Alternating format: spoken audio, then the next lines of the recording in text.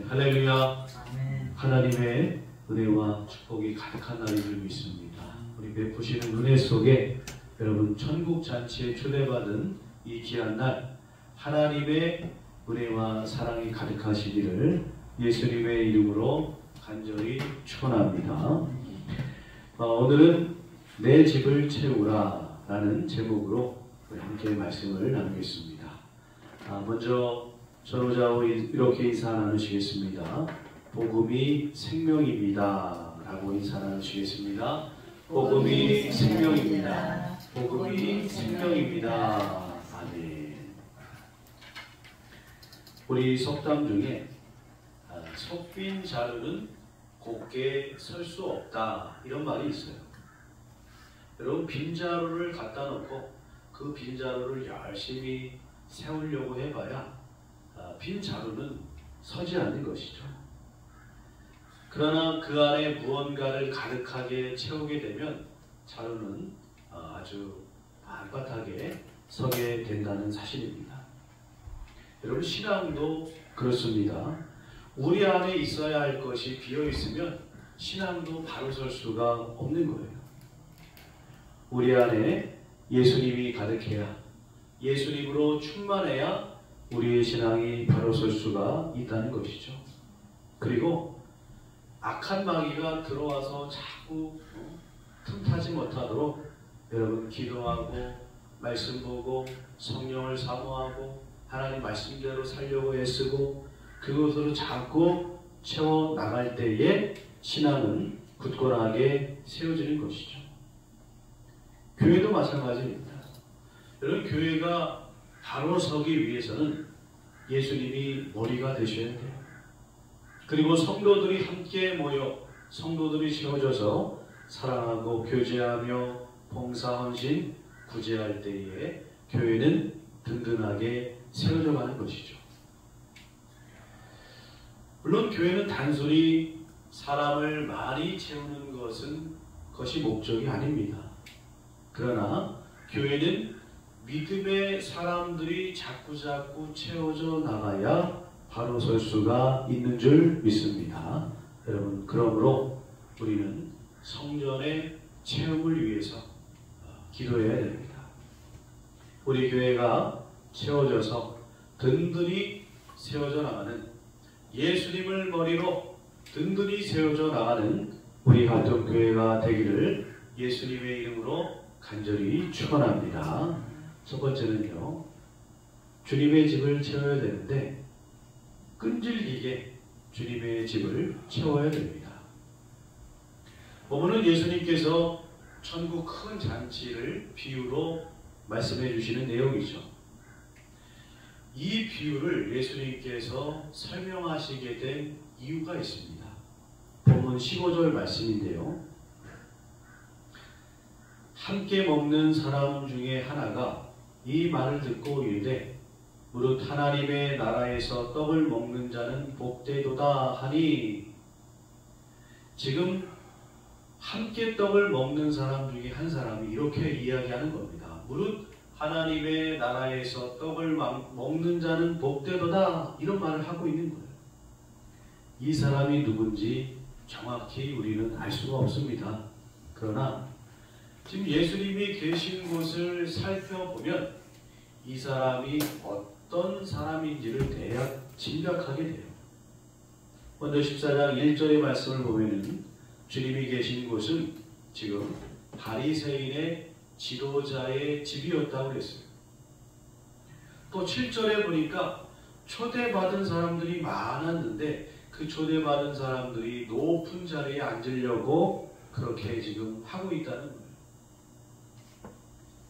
그러니까 거기 모여있는 사람 중에 지금 15절에 이 말을 한 사람 바리새인이었을 것이고 그리고 높은 자리에 앉으려고 했던 사람들 중에 하나였을 수도 있다는 겁니다. 그러니까 거기 모여있는 사람들이 어떤 사람들인지를 우리는 대충 감을 잡을 수가 있는 거죠. 이 사람이 한 말은 어떤 신앙적이고 좋은 말이 아니라 실상은 사실은 그렇지 않다라는 것을 우리가 직감하셨을 것입니다. 그러니까 이 사람이 한 말은 이런 말이에요. 나는 유대인이기 때문에 당연히 하나님 나라에 들어가서 그 잔치에 참여하고 떡을 먹고 영광을 누릴 것이다.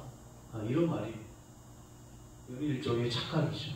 잘못된 믿음으로 지금 이런 말을 하고 있다는 겁니다. 그래서 주님께서는 착각에 빠져있는 이 유대인들에게 비유를 통해서 천국 진리의 말씀을 지금 주고 계시는 겁니다. 그 비유의 내용이 이렇습니다. 어떤 사람이 큰 잔치를 베풀었어요. 그런데 오겠다고 했던 약속한 사람들이 한 명도 지금 오지 않은 거예요. 그러자 주인이 종들에게 이렇게 말하죠. 23절의 말씀, 우리 화면에 나와 있는 말씀 함께 읽어보겠습니다. 길과 사울타리가로 나가서 사람을 강론하여 데려다가 내 집을 채우라. 아멘. 여기서 강론하여 라는 말은 헬라어 성경을 보니까요, 끝까지 설득하여 데려와라 이런 뜻입니다. 다시 말하면 초청을 사양한다 할지라도, 거절한다 할지라도 친절한 자세로 끈질기게 초청을 받아들이도록 해라 라는 그런 의미라고 합니다. 여러분, 강권이라는 말이 조금 강한 어조인 것 같은데, 그래서 멱살을 붙잡아서 끌고 가라 라고 우리가 생각할 수도 있는데, 그런 말보다는 끝까지 끈질기게 그 사람에게 복음을 전해서, 다시 말하면 초청에 응하도록 설득하고 노력하고 애를 써라, 그런 뜻이 담겨져 있다는 거예요. 여러분, 하나님은 성경에 보니까 인격적인 하나님이십니다. 하나님은 문 밖에 서서 계속 끈질기게 두드리고 계시지, 그냥 문을 부수고 들어오셔가지고 멱살 잡고 끌고 가시는 하나님이 아니시라는 거예요. 여러분, 우리가 기억해야 할 것은 하나님께서 끝까지 두드리시는 하나님이시라는 겁니다. 요한계시록 3장 20절을 보십시오. 볼지어다 내가 문 밖에 서서 두드리노니를 주석서로 찾아보니까 계속적으로 두드리다 이렇게 되어 있대요. 하나님은 주님은 한 번 똑똑똑 하고 그치는 분이 아니시라는 겁니다. 계속해서 문을 열 때까지 계속 두드리시는 하나님이시라는 거예요. 여러분, 이렇게 하나님께서 포기하지 아니하시는데 우리가 너무 쉽게 포기해버린다는 거예요. 안 된다고 포기해버리는 겁니다. 여러분, 안 돼도 주님 믿고 끈질기게 두드리고 기회를 찾으시기를 바랍니다. 말씀대로 살려고 하지만 매일매일 넘어지는 나 자신을 보면서 여러분, 포기하지 말아야 돼요. 오늘 안 됐지만 내일 또 말씀 붙들고 살아가려고 해야 됩니다. 기도했는데 응답이 안 된다고 여러분 기도를 쉬면 안 됩니다. 야곱처럼 끈질기게 하나님께 매달리고 붙들어야 될 줄로 믿습니다. 중학교 시절에 반에서 그렇게 별로 눈에 띄지 않는 친구가 있었습니다.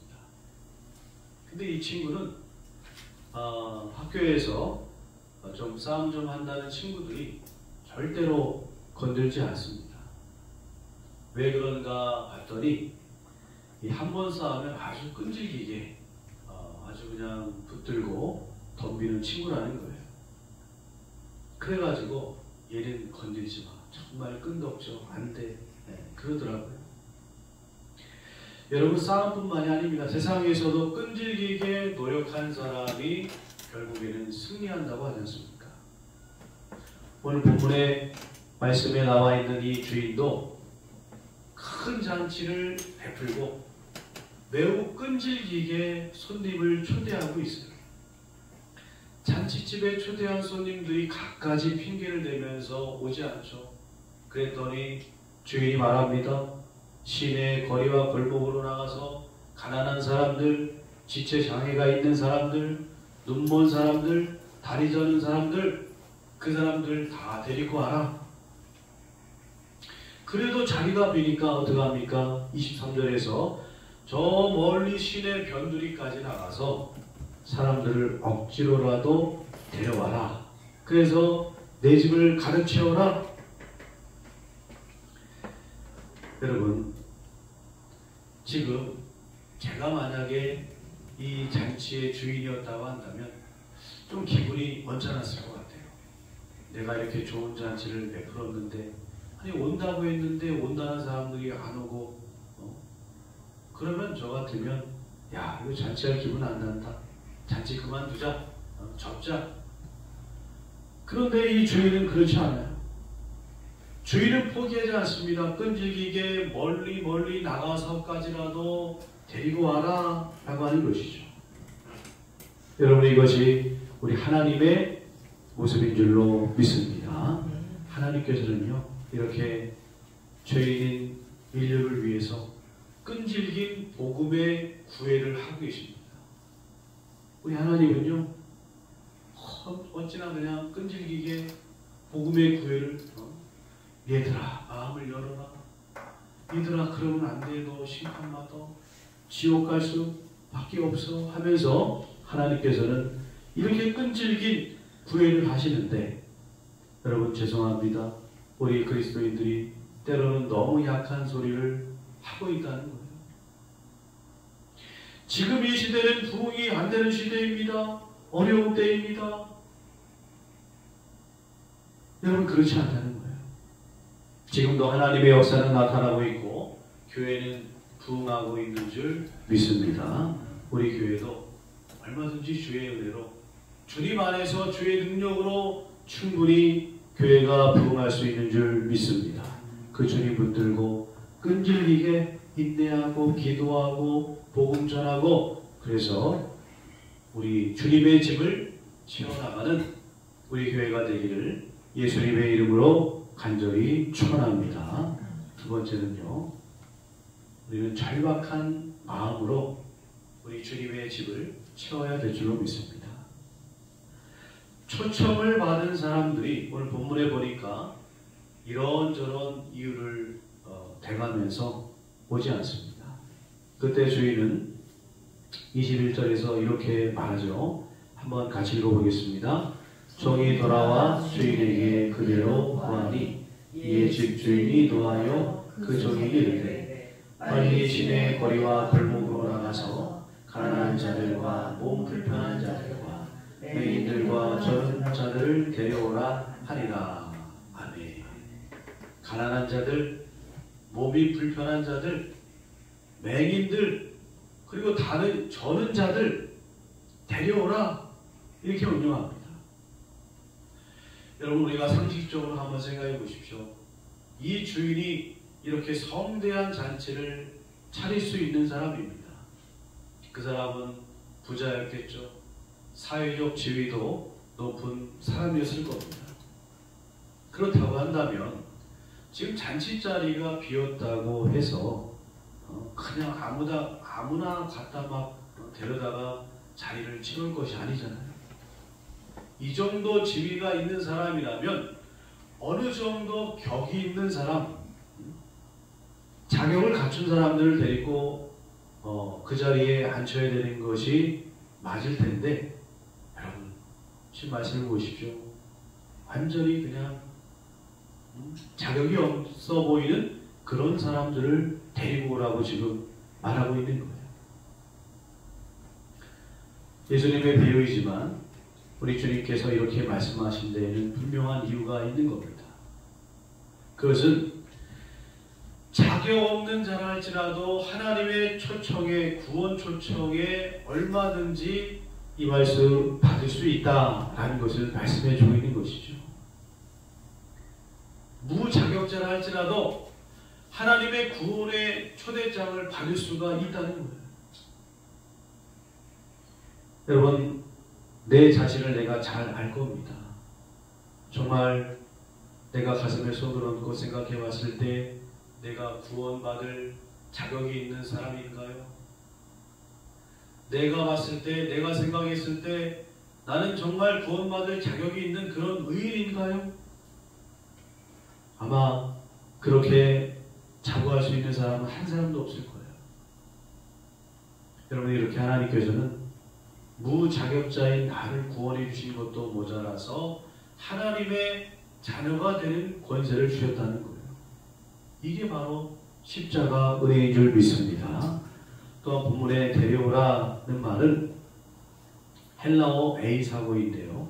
이 단어는 어떻게 해서든지 반드시 데려와라, 이런 강한 의미가 포함되어 있습니다. 저는 21절 말씀을 묵상하면서 하나님의 절박한 사랑의 마음이 느껴졌습니다. 어떻게 해서든지 한 영혼이라도 그 영혼 구원하시게 하시려는 그 하나님의 절박한 마음이 말씀을 읽는데 제 마음속에 느껴지더라고요. 여러분, 우리도 복음에 대한 이런 절박한 심정이 있어야 될 줄로 믿습니다. 저는 가끔 이런 기도를 드립니다. 하나님, 절박한 마음을 주시옵소서. 목회를 하다 보면 세상의 영혼을 향한 절박한 마음보다 타성에 젖어서 익숙해져서 감동도 없이 그저 습관적으로 사역하는 것 같은 그런 마음이 들 때가 있더라고요. 여러분, 신앙생활도 똑같습니다. 신앙의 간절함을 우리가 잃어버리면 변화와 성장도 발전도 없이 그저 같은 일만 반복하게 된다는 거예요. 습관적으로 예배 드리고 그냥 아무런 감동 없이 입으로 찬양 부르고 설교 듣고 하나님께서 나에게 주시는 그 말씀을 우리가 듣지 못하는 여러분, 그런 안타까운 일들이 나타난다는 거예요. 오늘 본문에 초청을 거절한 사람들을 좀 보십시오. 다 일치하게 사용했다고 했어요. 어떤 사람은 나는 밭을 샀는데 아무래도 그 산밭을 좀 보러 가야 되겠다. 어떤 사람은 나는 소 5결이, 다시 말하면 소 10마리를 샀는데 한번 이 소가 잘 땅을 가는지 시험해 봐야 되겠다. 20절에 보니까 어떤 사람은 나는 장가 들었으니 결혼했으니 나는 그러므로 가지 못하겠습니다. 그래서 거절했다고 했습니다. 만약 이 사람들이 잔치에 가야만 하는 절박한 어떤 것이 있었다고 한다면 여러분, 이 사람들은요, 무슨 일이 있어도 잔치 자리에 갔을 겁니다. 예를 들어서 잔치에 참여하지 않게 되면 재산이 몰수당하고 평생 감옥에 살게 된다고 했다면 무슨 수를 썼더라도 이 사람들 잔치에 반드시 참여했을 거예요. 여러분, 하나님께서 왜 우리들에게, 온 인류에게 초청장을 보내고 계시는 것입니까? 그것은 하나님의 심판이 반드시 있기 때문이라는 거예요. 하나님의 심판이 있기 때문에 초청장을 지금 보내고 계시는 겁니다.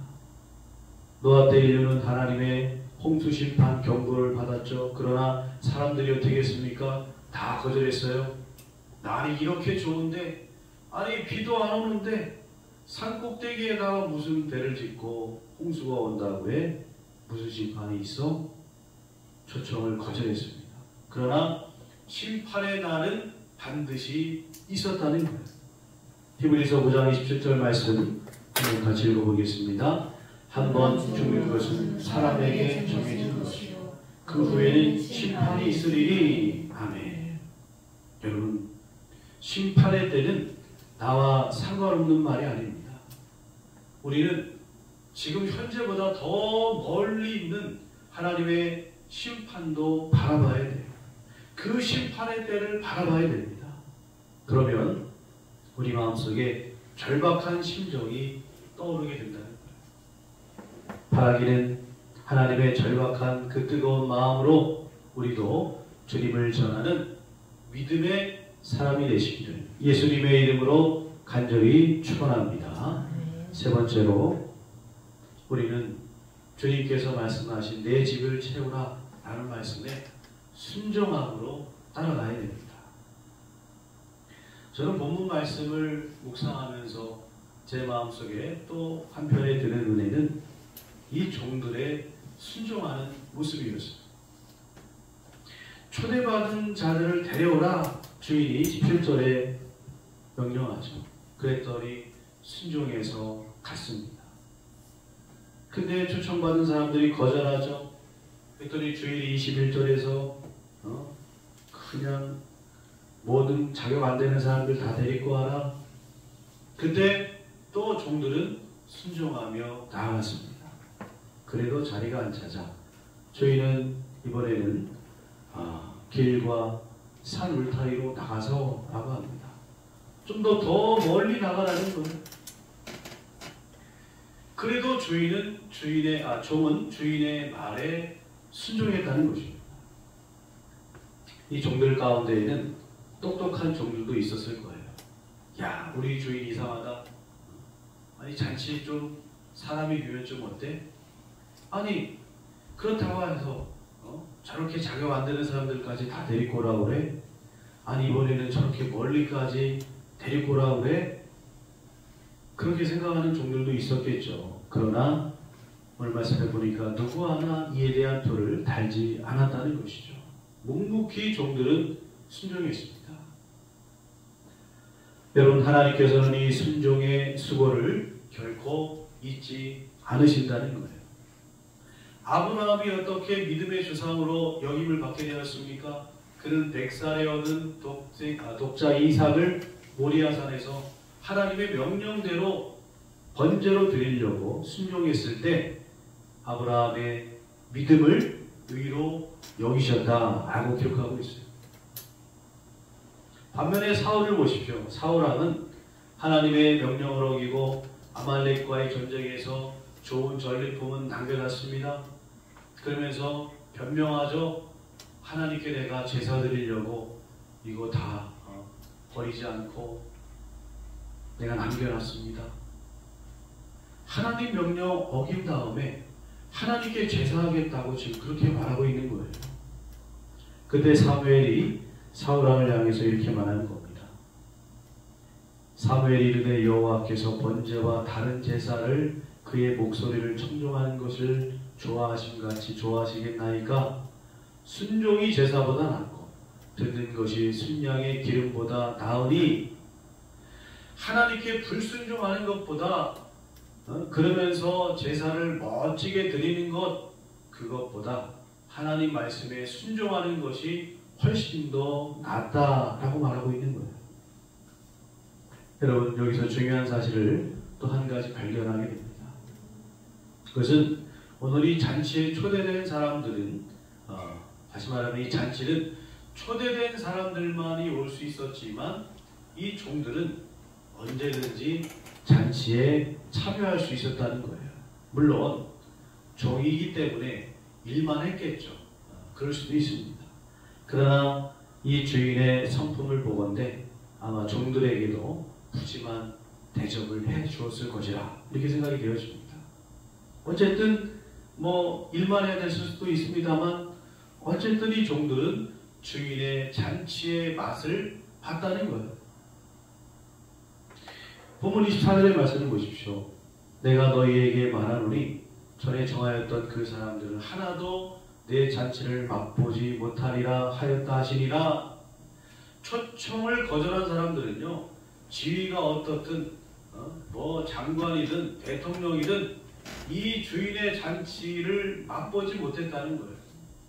그러나 순종한 그들은 그 잔치에 얼마든지 참여할 수가 있었다는 것이죠. 여호수아의 인도로 요단강을 건넌 이스라엘은 가나안 정복을 앞두고 있었습니다. 이때 여호수아와 이스라엘 군대에게 하나님께서는 아주 이해할 수 없는 명령을 내리십니다. 지금 적군을 눈앞에 두고 있는 상황이에요. 하나님께서는 이스라엘 백성들에게 할례를 행하라. 할례를 행하면 이게 싸움을 할 수가 없어요. 제대로 싸울 수가 없습니다. 다시 말하면 전쟁을 포기하는 것과 같은 일이라고 볼 수가 있어요. 그런데 성경은 이스라엘 백성들이 말씀에 순종했다 라고 되어 있습니다.